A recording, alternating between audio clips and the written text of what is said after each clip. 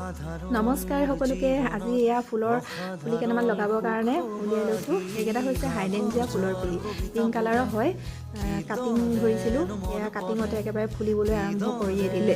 ভাবিলোঁ লগাই দিয়াই কথা, আৰু সেইকাৰণে টাবৰ অভাৱৰ কাৰণে লগোৱা নাছিলোঁ। টাব কেইটামান এতিয়া পুৰণা আছিলে বাৰু, ফুল পুলি কেইটামান মৰি গৈছিলে, তাতে লগাই দিম বুলি ভাবিলোঁ। আৰু এতিয়া তিনিটা টাব আজৰি কৰিলোঁ, এই তিনিটাতে লগাই দিম, বাকীকেইটা পিছত লগাম।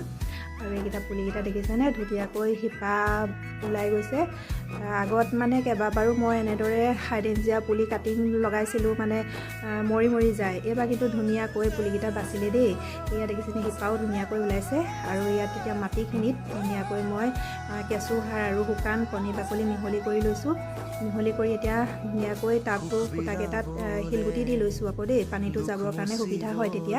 আৰু এতিয়া ধুনীয়াকৈ মাটিখিনি দিওঁতে আকৌ ইয়াত এয়াৰটো যাবলৈ দিব নালাগে, ধুনীয়াকৈ একেবাৰে হেঁচা মাৰি মানে পুলিটো ৰুব লাগে, এয়াৰটো যাব নোৱাৰাকৈ। তেতিয়া পুলিটো ধুনীয়াকৈ ভাল হৈ উঠে। আৰু এয়া দেখিছেনে, হৈ গ'ল এতিয়া তিনিটা পুলি, বাকীকেইটা পিছত লগাম।